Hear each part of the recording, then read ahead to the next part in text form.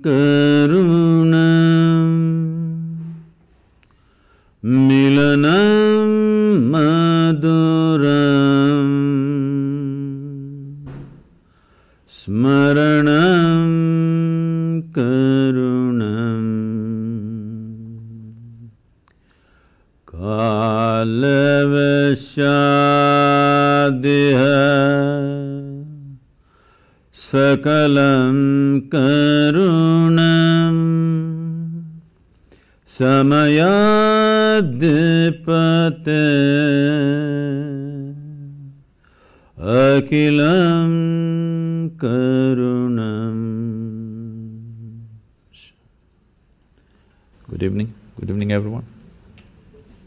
I said good evening. I thought you're not on talking terms with me already. Good evening, everyone. Welcome to Visionary Women. You probably know, and most of you know, that Sadhguru is known as being a mystic and a humanitarian. And now you see by the video that he's known for his mountain biking. This humanitarian doesn't concern with my diet, okay? Well, and he's also known for his incredible sense of humor, his warmth. Like vegetarian, non-vegetarian, humanitarian, I hope people don't misunderstand that. Yeah.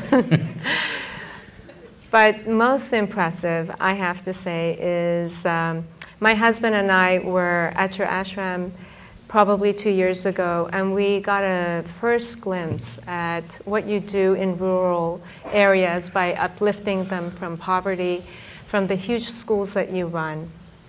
And we at Visionary Women feel that it's a huge honor to have you here tonight, so we can discuss a few things that is of importance to us as well. So, welcome to our community at Visionary Women. And the purpose, I'm so sorry, I feel that maybe I'm looking back at people, but the purpose of our salon series is to create experiences of learning, meaning, and belonging for our members and for those who soon will be our members, right? Yes.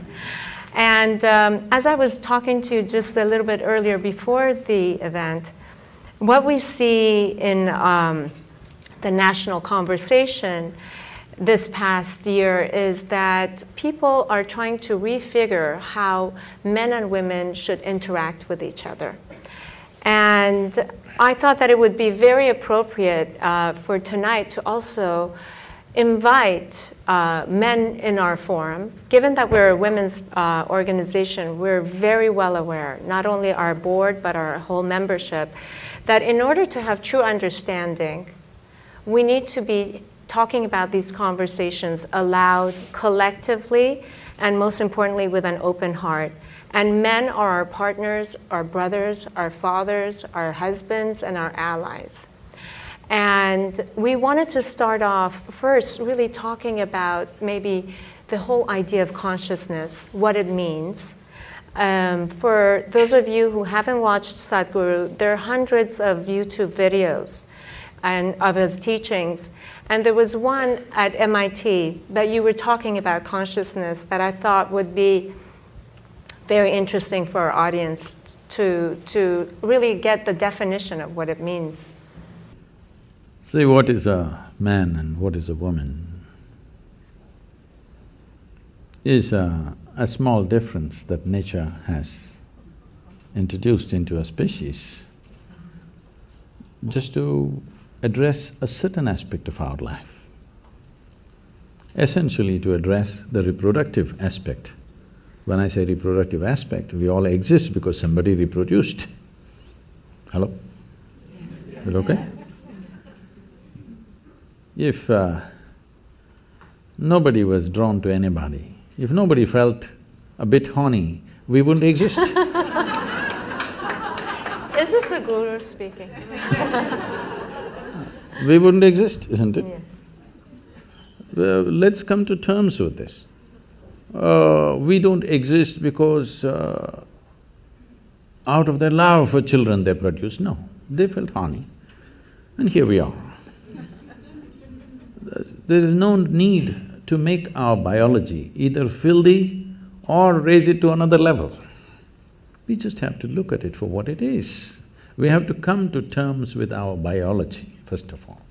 It's the most rudimentary thing, but unfortunately that's not happened to most human societies, that we have not come to terms with our biology. Body parts are ruling our minds. Yes? So it's from that context that you see this problem evolving, how to work together. I'm saying, please, if you find some gap in what I'm saying, because in a brief little bit of time, we are trying to say some profound things. Yeah. If you find a gap, you must ask a question, you must not conclude against me, okay? I can fill those gaps, but I'll create some gaps because to go quickly. Essentially, why should it matter to you? Whether you… right now, you're a man or a woman, why should it matter to me? These things matter only in bathrooms and bedrooms. Why right now it should matter to me whether you're a man or a woman? Why can't I just treat you as just one more person? Hello? This is not against anybody, because we have made human biology so big in our minds. It's become so big because we have not accepted the fundamental biological difference. Yes? Because for thousands of years, religions and philosophies have been telling you what's wrong about your biology, how the fundamentals of your biology is not okay, how the fundamentals of your biology is sin. Because of this, we came to a certain level of resistance about human biology, particularly a woman's biology. Because of this, these things have become big, because the nature of human mind is such, whatever you resist becomes the biggest thing in your mind. Right now, if I tell you as an experiment, next 10 seconds, nobody should think of monkeys. Try, please. You will only be thinking of monkeys. So this has become a crazy thing in the world. We have made human biology into such a big thing, a small difference between man and woman. We made it into such a big thing in our minds, we can't keep it down for a moment. Everywhere, wherever you are, you have to be conscious about somebody's body parts. Why? I can understand a 13, 14, 15-year-old boy, when you were 10, 11, everything was fine. Suddenly a little bit of your hormones hijacked your intelligence, and after that you just look like this. Every little bump on somebody's body looked like a world by itself. Till then you were quite okay. I think that happens at a certain point, but at least by 20, you must fix yourself. Again, you must become normal, you must be able to look at a human body just as it is, without giving it all kinds of meanings. This is what consciousness means, because consciousness is an intelligence beyond your physiological and psychological structure. See, when we sit here, your body is your body, my body is my body. No way these two things can be one. People try hard, but it never becomes one. Only when we are buried, we become one. In the soil, we become one. But as long as you and me exist here, that's your body, this is my body, very clear. That's your mind, this is my mind, very clear. These things will never become one. We can agree on a few things, but my mind is my mind, your mind is your mind, isn't it? But there is no such thing as my life and your life. This is a living cosmos. You have captured some, I have captured some, that's about it. If you… depending upon how much you capture, that will be the scale and scope of your life. This got nothing to do with anybody's biology. Biology is just a small physical difference, just to facilitate one aspect, continuation of human race, isn't it? Otherwise we could all be made one way. If there was no need, if some seeds fell out of your ears and children would come out, then we wouldn't need this difference. So this difference is to accommodate one aspect of life. If you and me are not connected in that aspect of life, I have no business what you got on your body. Yes? You have no business what is me, and I have no business what is you. The question is, if we're doing something together, well, do you make sense or do I make sense to you? That's about it. But biology has become a very big thing. One reason in the working spaces and, work areas, I think this is only in America, maybe this is the second generation of women. Or really I can say this is really the first generation of women who really stepped out to work in every arena of life. That's so almost everywhere in the world. In India also it's very new, it's in the last 25 years that women are really stepping out to work. This has happened not because of some liberal revolution that happened, this has happened simply because of technology. Technology has taken out the significance of man's brawn. When there was no technology, almost everything was done with human muscle. When that was so naturally man-dominated because of the muscular force. Domination also was only in the survival aspects of life. There were other aspects of life where the woman always played a significant role. We were not born to men. I was not, at least.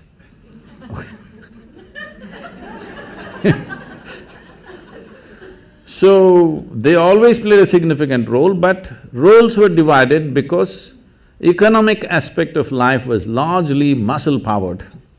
So, men dominated. Now with technology, muscle is of no great significance in today's world. So, naturally women are coming into this space. This should happen very as simple evolution. No fight is needed, no revolution is needed. Once you see muscle is not significant, women will fill those spaces. It's anyway happening. There is no need to make a big thing about it. Exploitation. If you're talking about exploitation, I want you to understand, still we are in… as a civilization, we are still in that level of crudeness of mind. It's not just women, anything weaker than us we exploit. Yes or no? Every creature on the planet we're exploiting, aren't we? Hello? Not just women, children are beaten. Why? Just because they're small. Hello? Why do you think children are beaten by a lot of people? Simply because they're smaller than you. If your children were bigger than you, would you go and beat them? So, exploitative nature of who we are exists in all aspects of life. When it comes to women, probably that exploitation turns into takes on a sexual tone. But fundamentally what needs to go is this urge to exploit anything and everything which is little weaker than me. That should go. If that doesn't go, people will find devious ways to do the same damn thing. You can do as much as you want, you can fight as much as you want, but people will find devious ways to do the same thing, isn't it? So this urge, if somebody is little less stronger than me, I have to mess them in some way.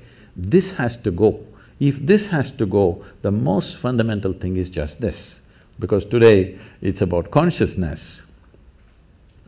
What consciousness means is, see, you have a body. Your body is just a heap of food that you've gathered over a period of time, yes? What was soil became food, what was food became flesh and blood, here we are. Most people don't get this till you bury them. If you get it now, you can transform your life. Otherwise, one day anyway we'll get it from the maggots, but that's late. So what you accumulate can be yours, cannot be you, isn't it? Hello? Whatever we accumulate, we can say this belongs to me. You cannot say it's me, isn't it? So similarly, whatever the content of your mind is also accumulated from the impressions that we have taken in. So this is also an accumulation, this is also an accumulation. These things are two basic faculties we have. Right now, unfortunately, we are so barely identified with these two things that we can't use them as we should, but they are the source of a lot of mess in the world. So when you say consciousness, You're talking about a dimension of intelligence which is neither of the body, which is neither of your mind, but it is the source of both the body and the mind. You just eat a piece of bread and it becomes human body. Hello? Happening, right? If I take a piece of bread in my hands right here and turn it into a human body, who would you think I am? Huh? Magician? Did you see a magician making a baby?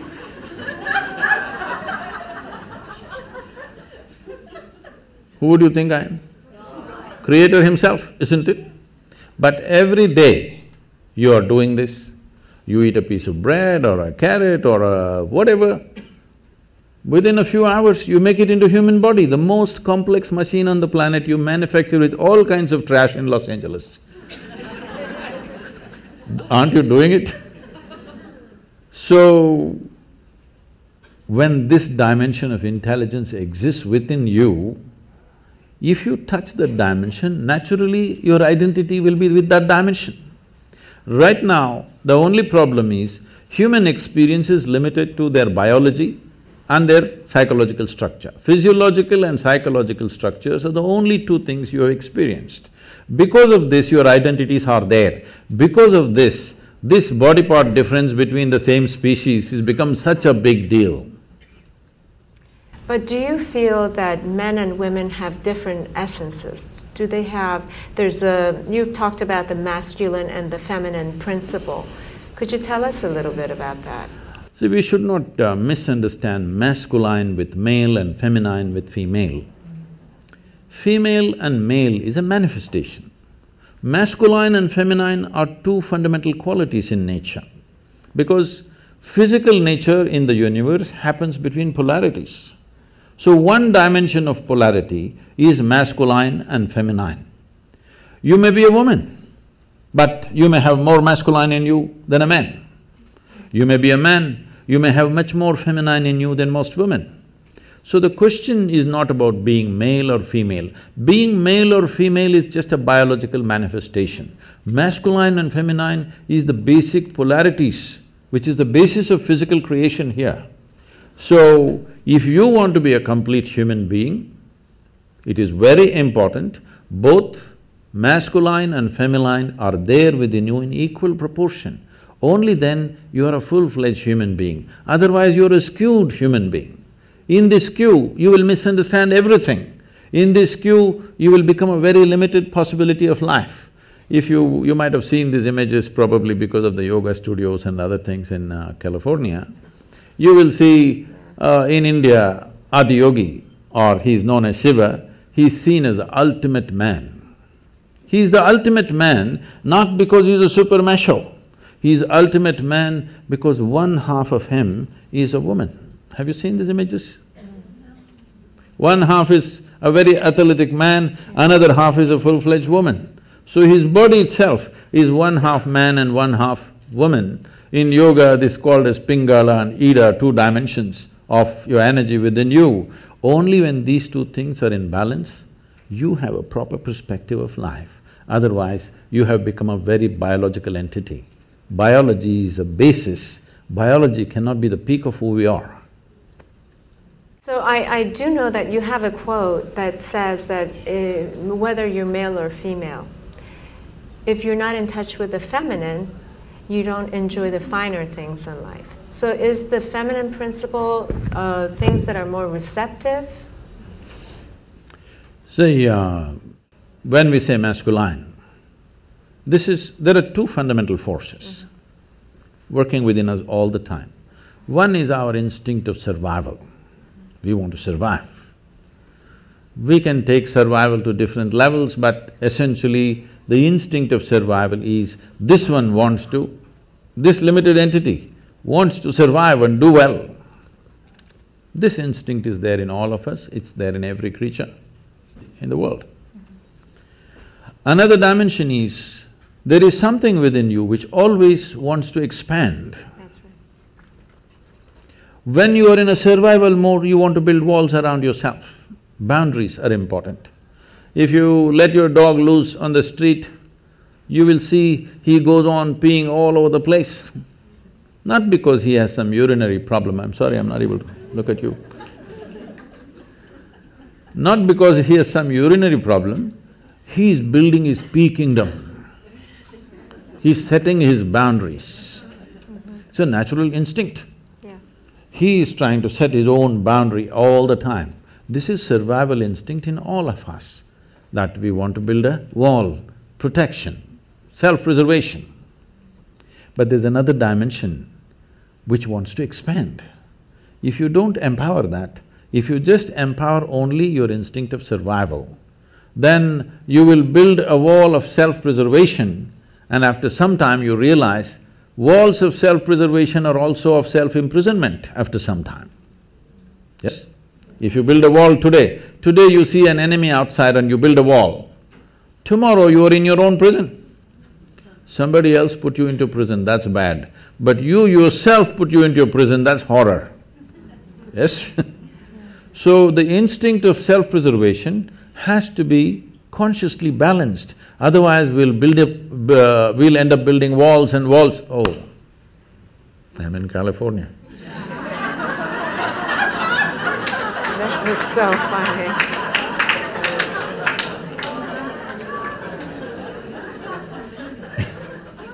No, I was not making a political statement.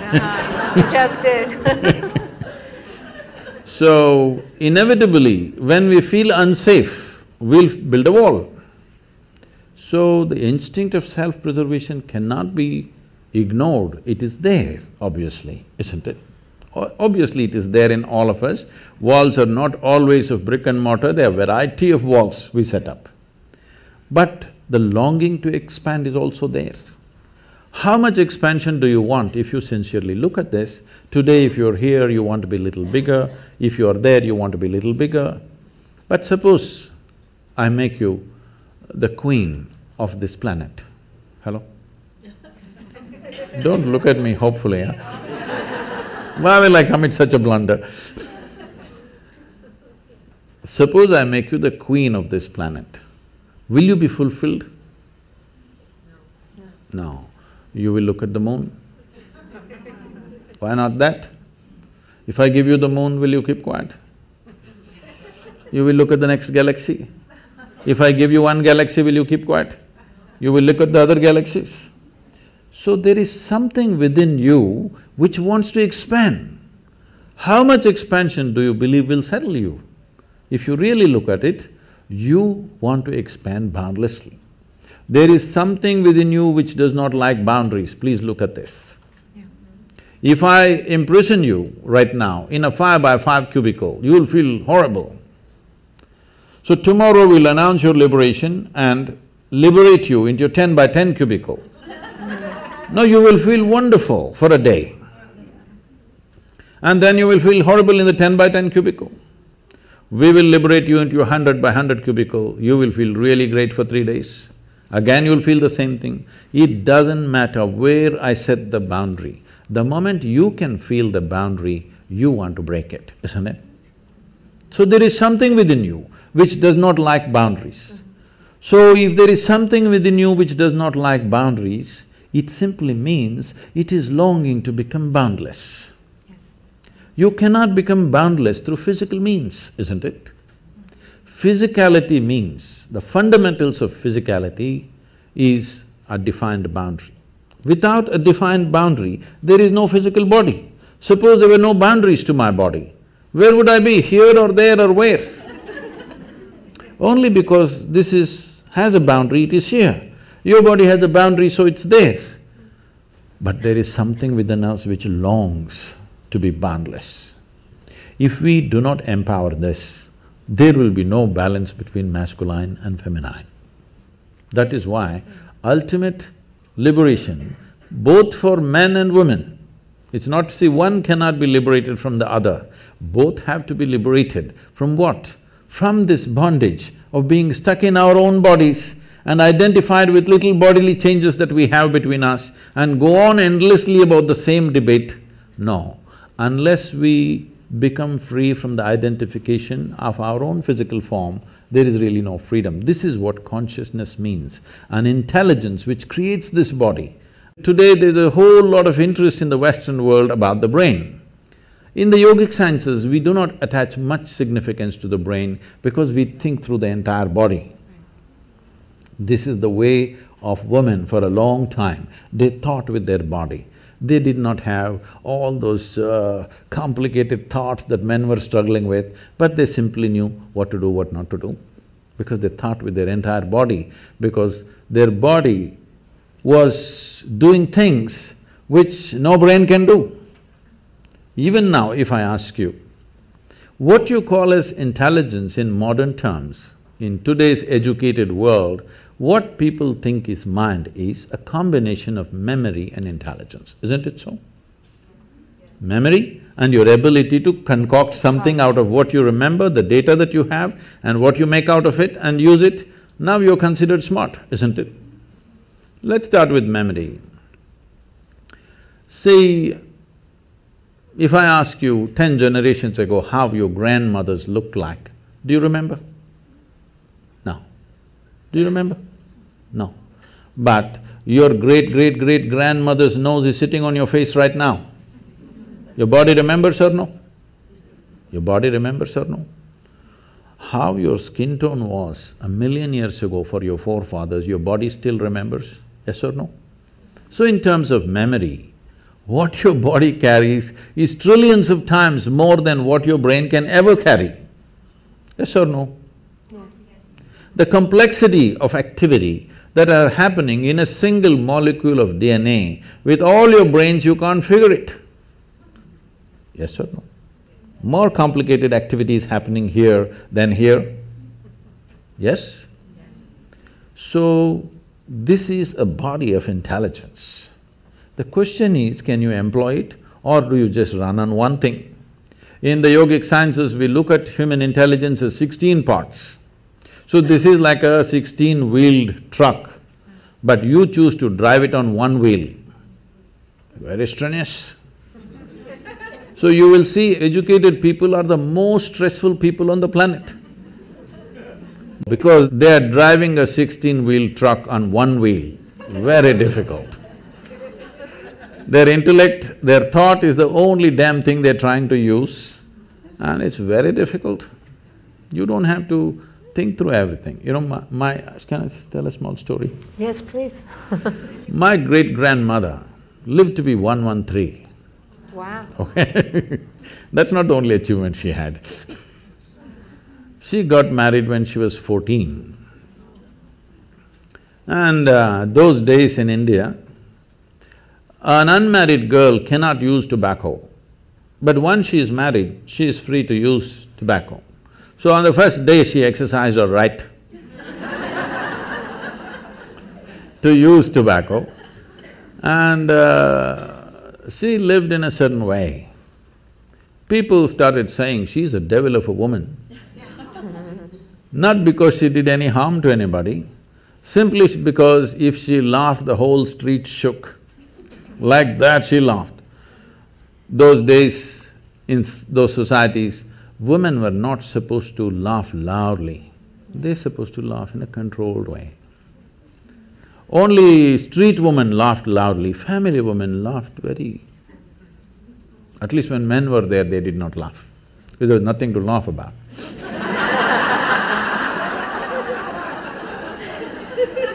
But she laughed in such a way that the whole street would shake if she laughed. So people said she laughs like a devil. Always, unfortunately, this is the whole thing. The devil is a laughing one. God is a dead serious one. It's your choice. So, she lived wild. Wild means, at the age of 67 or 68, she lost her husband. And then she decided, this is a very large land-owning family. So she moved out from the family and built a small temple with her own hands in somebody else's land. Somebody else means another family's land, not without permission, with their permission, but she was family's disgrace, because this family owns hundreds and hundreds of acres of land and she sets up her stupid temple in somebody else's land, the whole family, oh my God, she's ashamed. And she built a temple, not for any god, she sat there. She is the main piece. No god, she just sat there and people started visiting her. And slowly, this following grew for her and she'll just live there. When we went there for vacation, she would come to see us. She was an incredible woman, she just captured me in a certain way simply because one thing, she laughed. Another thing, when I met her, she was over 100 years of age and her hair, full hair below her knees. She would leave her hair loose and dance like that. So I just liked… she was freaky. With her you could do anything, nothing was wrong. With everybody else is constantly trying to tell you what's right, what's wrong, what's right, what's wrong. With this one woman you could do what you want and she was fine. And sometimes, she would be crying and laughing at the same time. I'd ask, what's happening with you? Are you crazy? Everybody says you're crazy. Why are you crying and laughing at the same time? She would just burst into a hoot of laughter and say, someday you will know, and she would laugh. And I would see her like this. If they give her breakfast, she first goes and feeds the ants, then the sparrows, then the squirrels. Most of her breakfast is over in this. And people, self-appointed advisors, they come and say, you old woman, you just don't eat anything, you will die like this. All these advisors died, but she lived and lived. She buried her husband, her children, her grandchildren, some of her great-grandchildren, but she lived on. And many times I've seen her, after having fed the ants and everything, she would simply sit there, not even eating this little breakfast she has, tears flowing down her cheeks. And I would ask her, what's wrong with you? Because, I thought she's very emotional about the ants because I was 5, 6 years of age, I was going stamping the ants and she was so emotional, she never stopped me from even killing the ants, though she was feeding them. And then I asked, what's wrong with you, why? She said, she would say, I'm full. I don't know what the hell she was talking. It took me another 20 years to realize what she was talking about.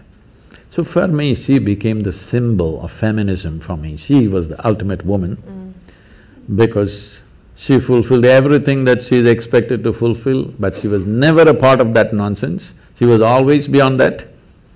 And this is because not you have great thoughts. Thoughts are very rudimentary stuff in human life, this must be understood, I'm sorry. Because I'm being introduced as a thought leader, I'm getting scared of that. See, thought is happening only from the limited data that you have gathered in your head, isn't it so? But there is something more phenomenal happening all across, isn't it? Hello?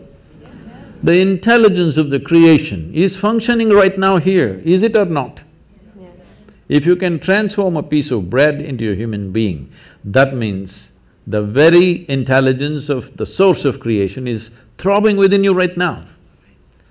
Instead of identifying with that, we're unfortunately getting identified with what we accumulate, with the car we have, with the house we have, with the relationships we have, with the body we have, with the accumulated knowledge that we have.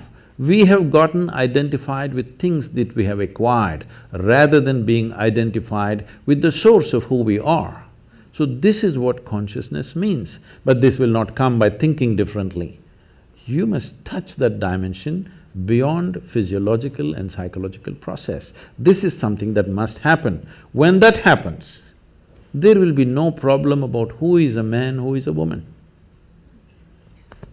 Could you please tell us how we can touch that dimension?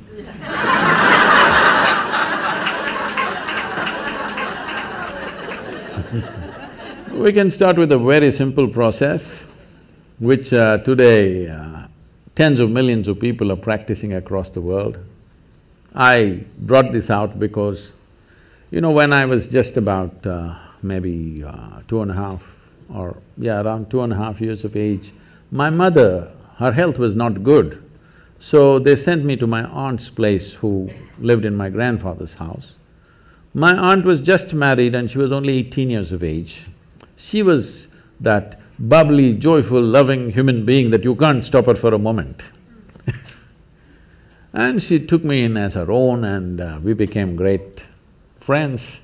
I was there for nearly 2 years maybe, but after that I came back to my parents, but I always developed that close relationship with her, not of an aunt, but we became buddies right through our life. Then a time came and her life went on like normal, marriage good, children cute, and the boy got educated and went somewhere and the girl got married as she wished and grandchildren came, everything wonderful. Then she got some ailment. Then she knew in the next 2 years she's going to die, max 2 years. Then I saw this wonderful human being deteriorating into nothing. Total mess she became. This such a loving, joyful, exuberant human being that nobody could stop suddenly became a wreck. I just looked at her. I was into too much travels here and there, I tried to catch up with her, but nothing much could be done with her because she just shattered. I just looked at her and saw the only problem with her is she knew two things, her physiological structure and her psychological structure. She managed it well and kept herself loving, joyful, wonderful, everything. The moment she realized these two things are going to end, she's finished. She's just finished. You can't believe such a wonderful human being became so nasty and miserable and broken. At that time I thought, this is something that needs to happen. So we started what is called as, in Tamil Nadu, we started this Vurusuttu Anmikam. This means one drop spirituality. Everybody must have at least a drop of something which is beyond your body, which is beyond your mind, something within you which is not a concoction of your mind. A place to stand beyond physiological and psychological process must be there in every life.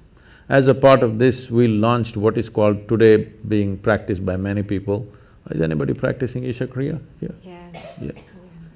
This is a simple process. Initially, it looks like a psychological process because people can't keep their mind aside, they have to use it in some way. So we are going through the psychological process, but if you go deep enough into it, if you sit here, your body will be here, your mind will be there, what is you is little away from that. Once there is a little distance between you and your body, between you and your mind, this is the end of suffering. Because human suffering happens only on two different levels, physiological suffering, psychological suffering. Do you know any other kind of suffering? Hello? No.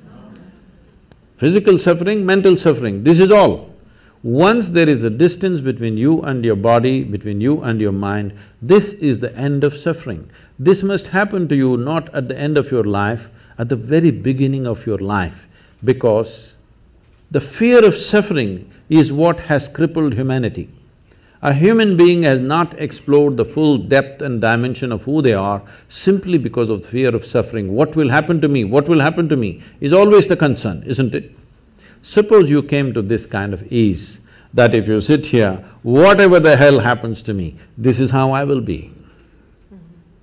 If this assurance and ease came into your life, then you would explore life in many more ways than you're doing it right now, isn't it so?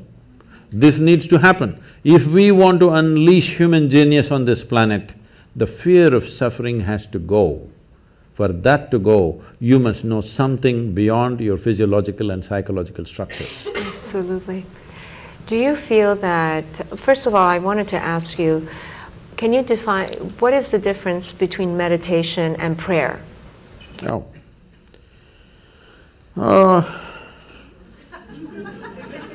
You're trying to get me into trouble.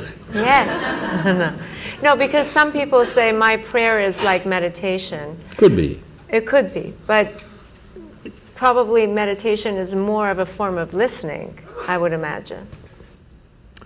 See, there is something called as organized prayer, and there is something that all of us may experience at some point. You don't have to be religious for this. Sometimes you become prayerful. You saw a glorious sunset, you just sat there without knowing why. You're not saying anything to the sun, after all he's going. Simply, just the beauty and the magnificent nature of what it is, maybe your hands came together like this, something you did. It happens, right? So you are prayerful. To be prayerful is a fantastic place to be. Now somebody created systems to make you prayerful, but unfortunately that just became prayer for a lot of people. Prayer means you're talking to somebody, a long distance talk. And unfortunately, if you look at the prayers on the planet, I would say 95% of the prayers on the planet, whatever kind of religion they belong to, is just about, dear God, give me this, give me that, save me, protect me. Is that so? Yes. So give me this, give me that, save me, protect me. Does it seem like a divine process to you, or does it seem like survival process outsourced? Yes. It's so true. It's very true. So, outsourcing your survival is not an efficient way to survive. To survive on this planet, you don't need any divine help. You just need 4 limbs and a few brain cells that work. That's all you need to survive. You don't need any other forces to come and cooperate with you for survival. Only when your life is beyond survival, you're looking for other dimensions of existence, then you may need the cooperation of other forces. For survival, when a worm can survive, an insect can survive, a bird can survive, an animal can survive, with such a big brain you cannot survive, what is this? The only problem may be you want to survive like somebody else, that is a problem. That's not going to be ever achieved, because somebody else will always be doing something different or better or whatever you think it is. So, prayer as a process, unfortunately, has become talking process. If you are prayerful, it's fantastic. So being in meditation, see, the English word meditation is not specific to anything, it's a general term. If somebody sits here with eyes closed, we say they're meditating. But with eyes closed, you can do many things. You can do japa, tapa, dharana, dhyana, samadhi, shunya, samyama. There are many things you can do. Or you might have just mastered the art of sleeping in vertical postures. That is also an art. So, the English word meditation is not describing anything specific. But as you said one word, listening. Listening is a dangerous thing, because if you start listening, people will think, listen to what? Listen to God. All those people, I'm saying with all due respect, so those who are devout, those who are prayerful, that's a different matter. But people who claimed they heard God speaking, they did the most terrible things on this planet. Yes or no? Because they said, God told me this, God told me that, it gave them license to do all kinds of horrors on this planet. And especially as women, you should not subscribe to this, because millions of women have been burnt alive because God told something, okay? So, listening is a dangerous word. The moment you say listen, people will start listening to all kinds of conversations that are happening.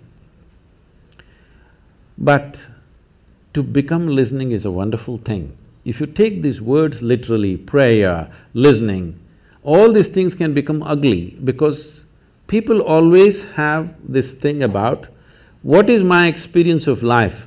I translate everything according to that, isn't it?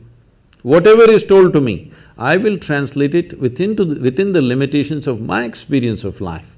With this, if you say, listen, they must listen to somebody. Whom should I listen to? God or devil? Please listen to God. Then he starts talking. So, listening is a quality. In yoga, we call this being a sati. Oh, that's very wonderful, because sati also means a woman. Sati also means a wife. So we call this satipattana. Have you heard this word? Anapana sati yoga. This means just to wait upon something. Because they saw in ancient societies, women had a certain quality of waiting which made them very special. Because it's not like today, if a man goes out every 7 minutes, you can keep track of him, you can put a GPS tag on him, where is he going, what is he doing. Every 7 minutes he has to message back where he is.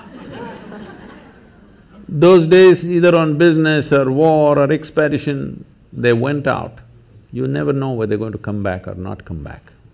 You're holding children and sitting here with all kinds of forces around you, and everybody knows your man may not come back.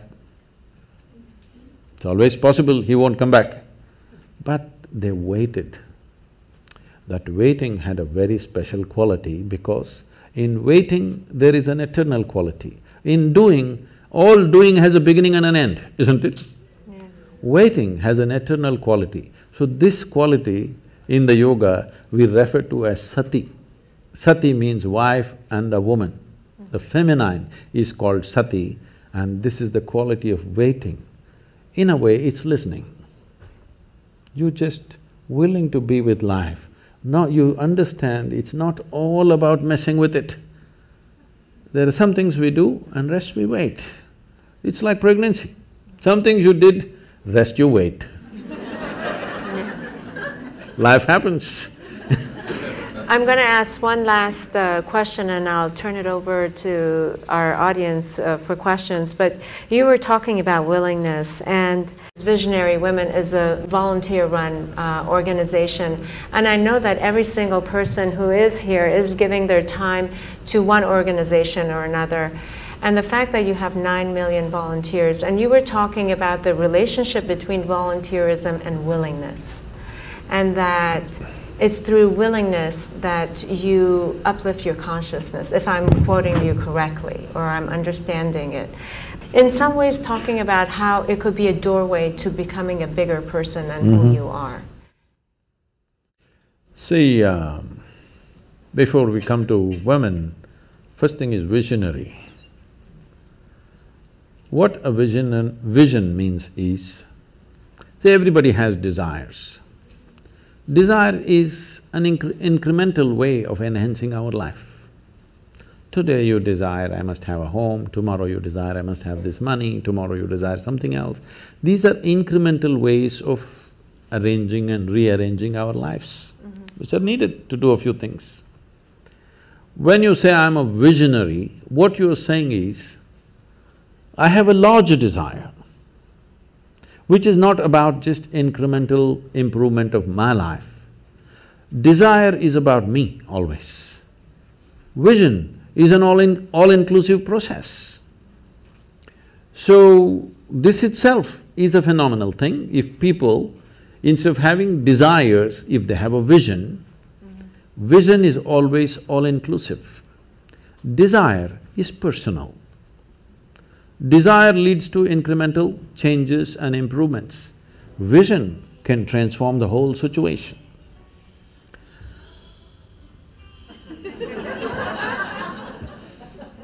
I like music. So, about willingness, because you said you're a volunteer organization, to be a volunteer. A volunteer means somebody who is doing something willingly, right? Yes.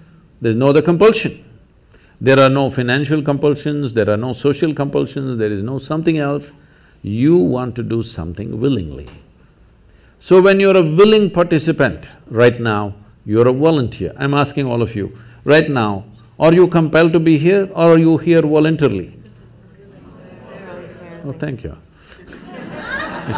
Because I've spoken to conscripted people also. I've spoken in the prisons, I've spoken in many places. So you're here willingly. You're doing something willingly is the fundamental of your joy, isn't it so? Hello? However simple or stupid or idiotic activity it is, I am doing something willingly, makes a world of difference, isn't it so? Hello? Yes. The difference between heaven and hell is just this. You're doing something willingly, that's your heaven. You're doing something unwillingly, that's your hell. We have already taken on attitudes, what we like and what we don't like. I like this person, I don't like this person. Now with this person I will do things willingly, with this person I'll do things unwillingly. This may be two people, two aspects of life, two communities, two nations, two many things. This I will do willingly, this I do unwillingly. This means I've decided in my mind, this is good, this is bad. When I hear even on national news channels, good guys and bad guys, it just… once you have this kind of thing, you are going to be disastrous to the planet, it's just a question of time. The moment you decide, this is a good person, this is a bad person, this has gone deep into American society. No, there are no good people and bad people. Everybody is oscillating between the two. If you create a very pleasant, wonderful atmosphere, everybody behaves wonderfully. If you create an unpleasant atmosphere, a whole lot of people act nasty. Yes or no? There are joyful people and miserable people, but there are no good people and bad people. That's big.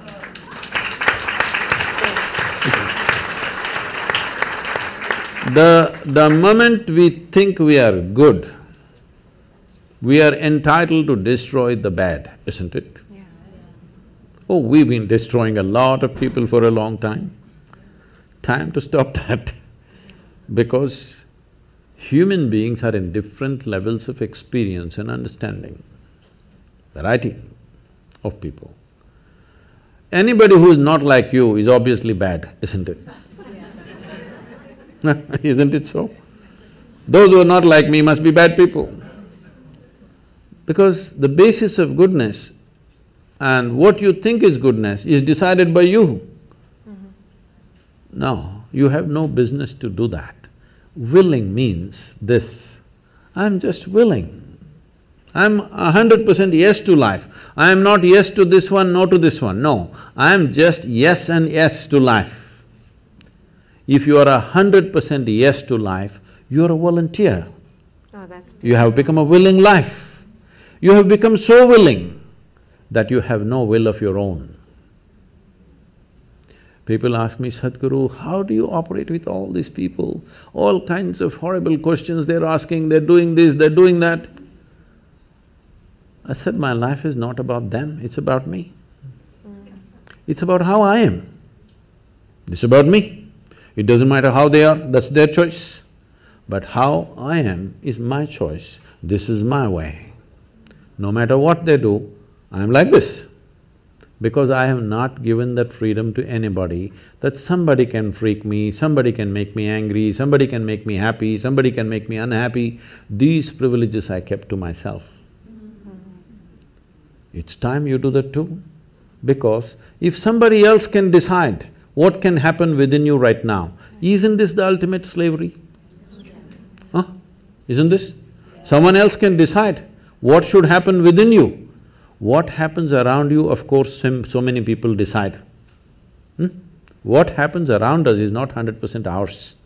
But what happens within me must be my making, isn't it? Right now, just about anybody can freak anybody because they're not volunteers, they're unwilling. Volunteering means you have no will of your own, you can do whatever is needed. You know, we are a volunteer organization, this means all kinds of people. Most of them are not qualified for the jobs that they're doing. And I cannot fire them because they're volunteers. On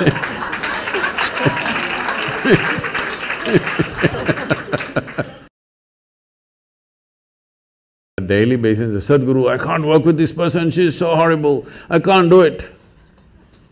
I tell them, see, in this world, this is the sort of people who exist, like this, like this, like this, like this is the kind of people there are. But if you want to work with ideal people, you must go to heaven. And today. Today. But if you think what you're doing is very significant, you must learn to work with all these horrible people. This is how the world is. If you think what you're doing is very significant, you learn to work with all kinds of people. You will see horrible people will do wonderful things. Yes? Yes, yes. But if you want to work with ideal people, you won't find any. I haven't found one yet. All kinds of mixed bags. Yes. But if you are willing that you are not yes and no, yes to one, no to another, you're simply one big yes, you will find a way. I love that. Thank you so much. That I always say that it's the resistance to life. Do you have questions? Since the early 20th century, physicists have been, like Max Planck and Einstein and any number of physicists have been positing that consciousness is causative of physical reality. That consciousness comes first before physical reality has been manifested. I'd like to hear if you have any comment about that.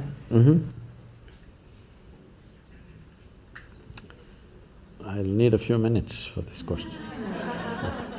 Yes, please. I'm sure, at least when you were in school, you blew some soap bubbles, did you? Soap bubbles? Yes. Somebody got this big bubble, somebody got that big bubble, somebody got this big bubble. Same soap, if you give it to two people, one person blows that big bubble, another person gets only this big bubble. Hasn't it happened? Yes. Because something so simple as blowing a bubble needs a certain dimension of attention. Those who have the necessary attention can blow that big bubble. Those who don't have, they get these tiny bubbles going. Something's that simple, same soap. So, when my bubble is floating and your bubble is floating, that's my bubble, this is your bubble, clearly there. Then of course after some time it goes poop. When it goes poop, there is no such thing as my air and your air. But when it was encased in the bubble, 100% my bubble and your bubble. Yeah. Just like that, this bubble and that bubble. Now, whether you got to blow a big bubble or a small bubble determines many things. The scale, scope and profoundness of your life simply depends on how much life you captured. You can call it life or you can call it consciousness. Consciousness is a highly corrupted word, particularly in California, because people are using that for just about everything. But they will continue to use that word because I'm trying to reclaim it. We can call it life also because the only reason… Right now, are you alive? Hello, all of you? Yes. Some of you are not saying anything, I'm asking you. Are you alive? Yes. How do you know you're alive? Now stop your breath for a minute, are you still alive? So, how do you know you're alive? You're conscious, isn't it? Suppose you became unconscious, would you know you're alive? No. So the only reason that you know you're alive and you're alive is because you're conscious. So what you call as consciousness or what you call as life are not two separate things. So, I did not know about physics talking about consciousness. I knew Einstein said something vaguely, because I'm, as you see, I'm unschooled. So I did not go as far as Einstein to study physics, but I paid attention to this piece of life. I paid attention in such a way, as I paid more and more attention, I realized that the problem is in the nature of our faculties.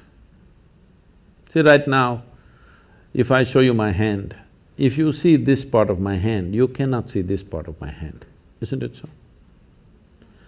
If you're hearing sound, you cannot sense the silence. If you're in silence, you cannot feel the sound. If you're in light, you cannot feel the darkness. If you're in darkness, you cannot feel the light.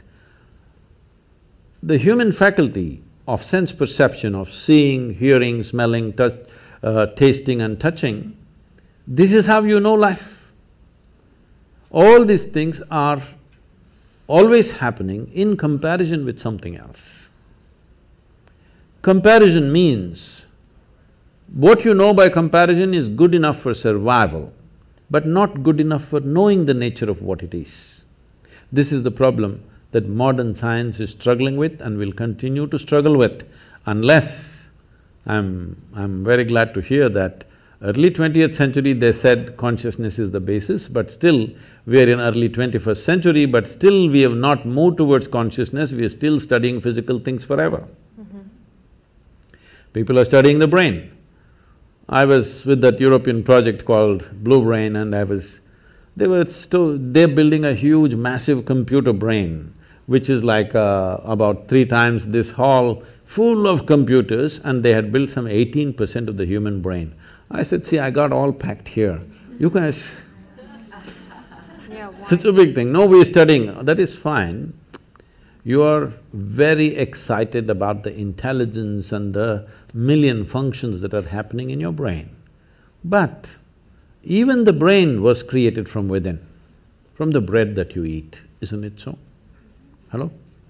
Even the brain. Why are you not interested in that which creates the body and the brain? Definitely it's more intelligent than the brain, isn't it? So, if you want to put a label on that, we can call it consciousness. I generally just call it life. Or if you want to call it God, you can call it. You want to call it the creator, you can call it. Because today there are gender issues, we will stick to life. So, life is not… as we went through this, when it comes to body and mind, there is you and me. When it comes to life, there is no you and me. This is a living space. We just captured a little bit. So this is going on. If we lose this ability to hold it, even if everything, all the organs in your body are functioning, still you will not live, isn't it? People do die of old age even if they don't have any disease or ailment, because life chooses to leave for whatever reason. So, what you're referring to as consciousness is definitely the basis of all physical existence. Well, modern physicists have gone on to say that over 99.999 whatever number of nines in an atom is empty. It's empty space. Only a minuscule is physical. This is the same proportion approximately even in the cosmos, that over 99% plus is empty, only physical manifestation is very small. If you look up in the sky in the night, because your visual apparatus are in a certain way, which are very deceptive, it makes you think, oh my God, millions of stars.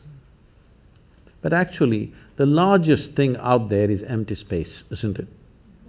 Most people will never see that because our visual apparatus are tuned to see physical matter. You can only see that which stops light. Please look at this carefully. You can see my hand right now only because it stops light, isn't it? If my hand allowed light to pass through, you wouldn't see. Right now there is something here very vital for your life that you're not seeing, which is the air that you breathe. You cannot see, but isn't that more important than my hand? Hello? Yes. So there is a living cosmos which is the basis of everything. It's just thrown out a little bit of physical matter, including your little body. But we have gotten so identified with this physicality, its form and its shape, and now the gender of it has become a big deal. Because of that, we are seeing life in a very small way. The 99.9% is that life or the 0.1% is life? Please tell me. The bigger thing, isn't it? This is just a small manifestation, but we are still very juvenile as a species. In the sense, we are still… when I say juvenile, when we are adolescent, body parts are important. Yes or no?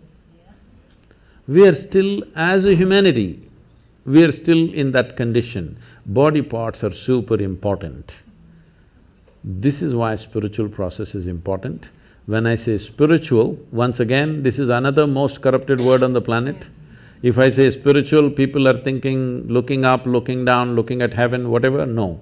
Spiritual means your experience of life has transcended the limitations of physiological and psychological process, which is what you are saying the physicists also said. That's very wise of them, that without experience, with inference, they are saying that we acknowledge their intelligence, but after 1 century, we are still not there as a race, as a human species. But one thing I must share with you here is, I was just telling Nicholas, which came back to me because he asked some question. See, when I started doing this work 36, 37 years ago, what I found was when I conducted events and programs, over 82 to 85% of the people came because of physical ailments, because they knew this will give relief. Only 12 to 15% of the people came there, want to know something, experience something. But today, over 87, 88% of the people come because they want to know something, experience something. Only 10 to 12% of the people come for ailments, which is a phenomenal shift in the human society.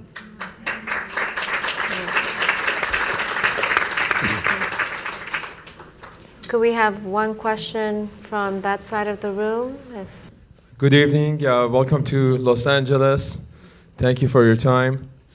The question I had was, you mentioned to be free, you have to be stepping outside of the body and the consciousness.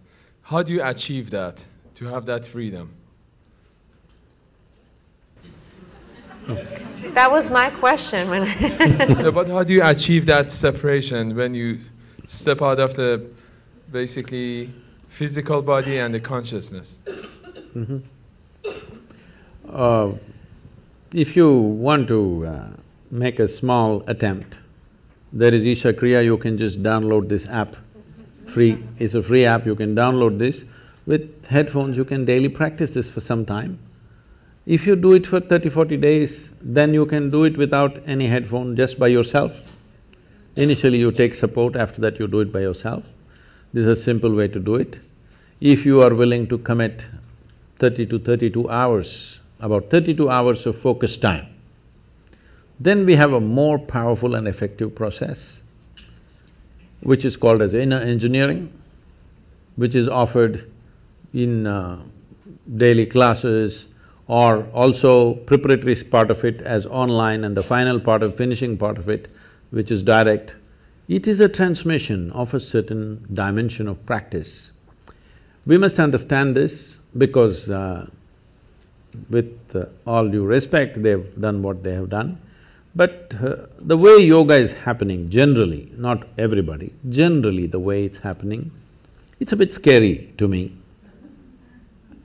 Because when you make a very profound process into just an exercise mechanism, or just a breathing exercise.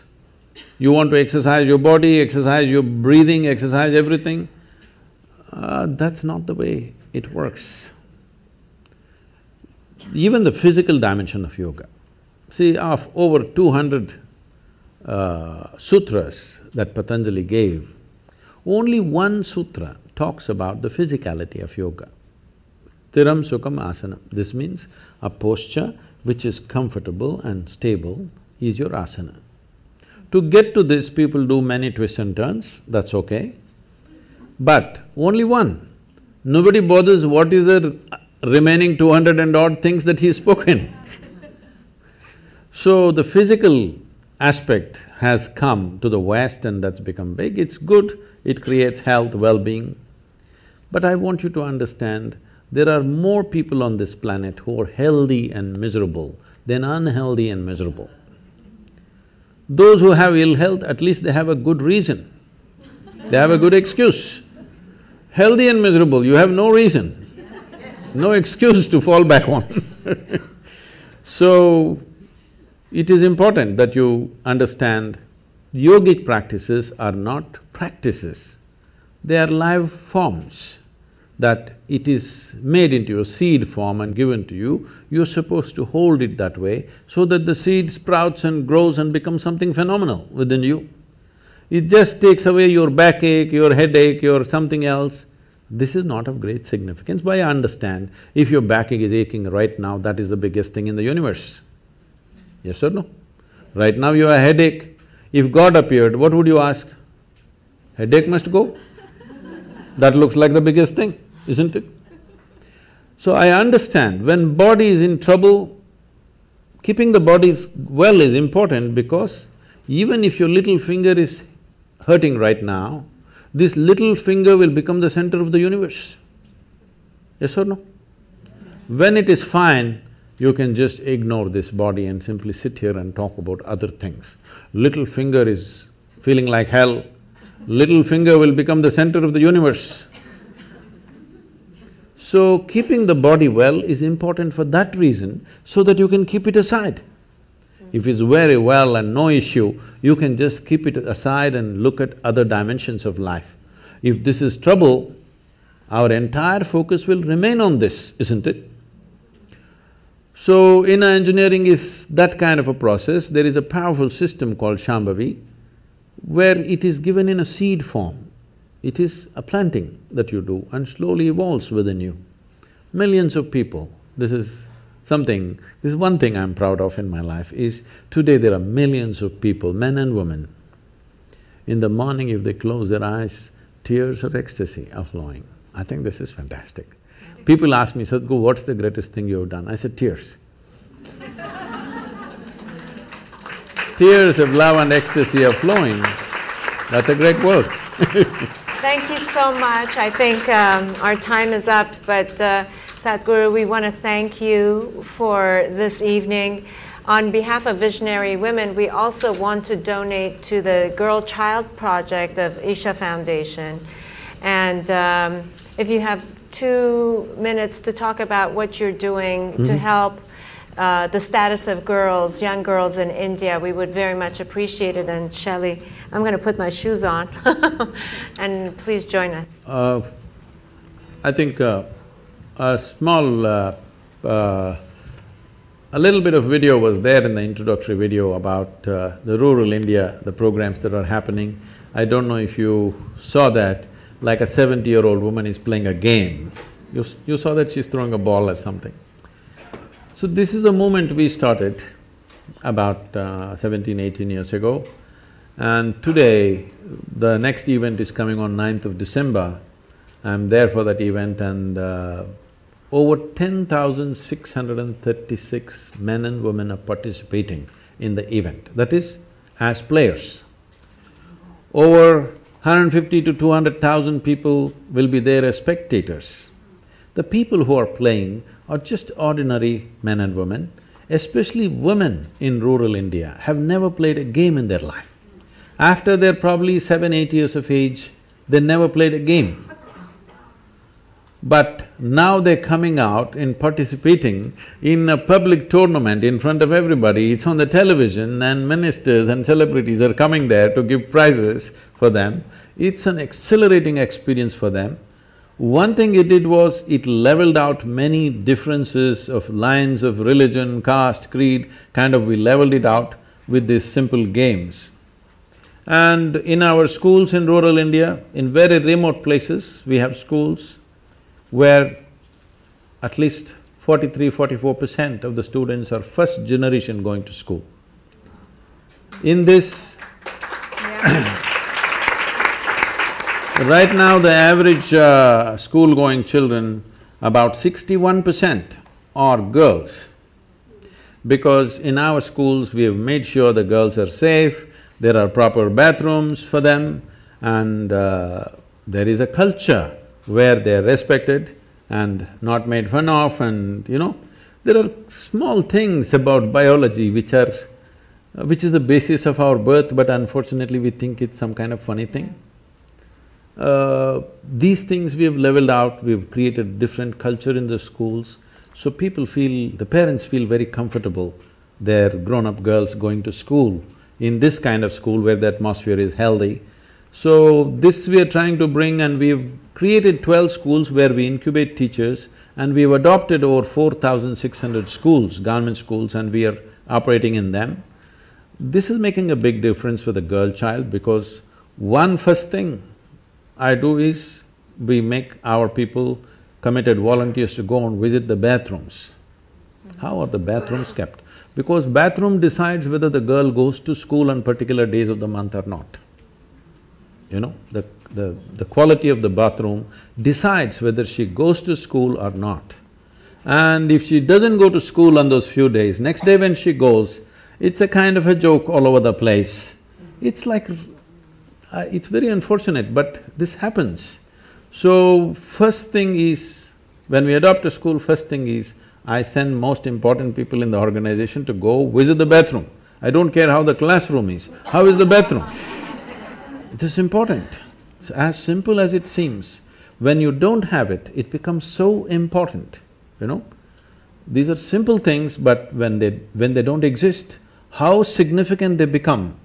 Whether that particular girl goes far in her life or just gets trapped in some limited situation is determined by the quality of the bathroom we provide there. Yes. So this is the kind of change, there's a lot more to be done, but with whatever resources we have, I'm keeping the volunteers, I'm not just a guru, I'm a slave driver. We've been delighted and honored to have you with us this evening, and we want everyone in the audience to know that the proceeds from tonight's event are going to the Girl Child program that we are delighted to be able to support. So give me a minute. So we must understand this, what we call as human life is just a certain amount of time and energy. Yeah. As we sit here, since the time you came in, all of us are 2 hours closer to our graves. Yes, time is… it's not time ticking away, it's our life ticking away, yes? We are mortal life, limited amount of time. This is our time on this planet. We are a generation of people who are empowered like never before. No generation ever in the history of humanity was empowered the way we are empowered. Our ability to communicate, our ability to do things in the world. So we have the possibility that we could become the greatest generation ever, or we just sit by and let it flow, because if you sit also time goes, if you sleep also time goes, if you create something wonderful time goes, if you don't do anything time goes. That's right. Yes? Time is not stopping, nor can we roll it back, nor can we slow it down, nothing. Our life is just going away. This is our time on the planet. We must make this the best generation ever. For this we need consciousness. We need to identify with something bigger than our body and our brains. Only then we will do something fantastic, because we have the necessary tools of technology in our hands. Today if we speak here, we can speak to the entire world, which was never before possible. Please, let's make it happen.